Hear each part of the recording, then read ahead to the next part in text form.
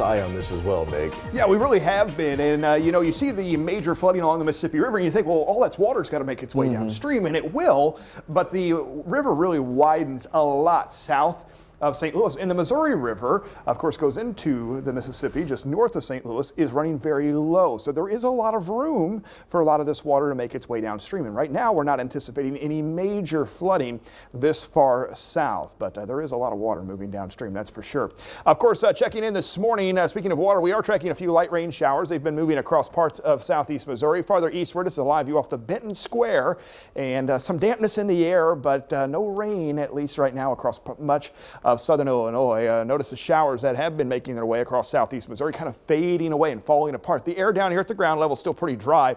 We have been keeping an eye on some small returns on radar, especially into parts of southeast Missouri through Perry County and even into Randolph County. But again, we're quite a bit away from the radar, so a sprinkle or two possible, but a lot of this is evaporating as it falls out of the clouds. That is going to eventually change, especially later on today. Temperatures right now ranging from the upper 40s along the I-64 corridor, Mount Vernon at 46, 51 in Carbondale, and 51 as well into Harrisburg, 54 in Sikeston, a little bit warmer into Kentucky and southeast Missouri. Some of those showers are the leading edge of some slightly warmer air trying to work its way northward. Later on today, though, we do expect the rain to become widespread. We're not talking about a lot of rain, but some steady rainfall likely across much of the region. And it's not the only rain chance in our forecast. A few more showers possible this weekend as our next cold front arrives, and that is going to usher in some cooler air by the end of the weekend and the first part of next week. Area of low pressure, though, right now back in eastern Texas. That is tracking north and eastward.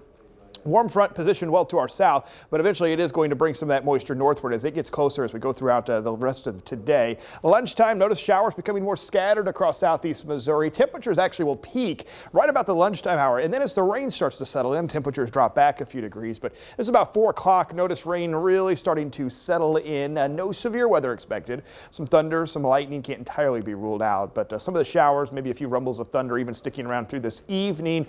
And by tomorrow morning at this time, quite a bit of dry time first thing Friday morning in the low 50s, and then during the afternoon hours a little bit warmer on Friday. Small chance for an isolated shower or two. I've left it in the forecast on Friday. The good news is I think most of us are going to stay dry, so if you do have an outdoor event or an outdoor activity planned on Friday, don't be canceling it. Again, some rain chances overall too in the week at least are on the lower side.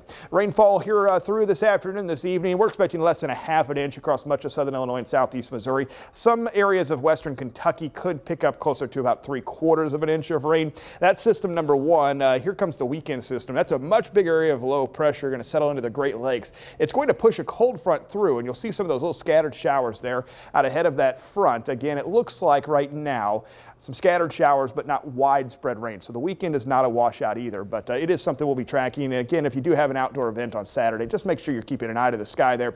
Cooler into the second half of the weekend behind that front. Highs go from the upper 60s on Saturday back in the lower 60s towards Sunday and Monday. We'll bounce back pretty quickly next week with highs back near 70 by next Wednesday.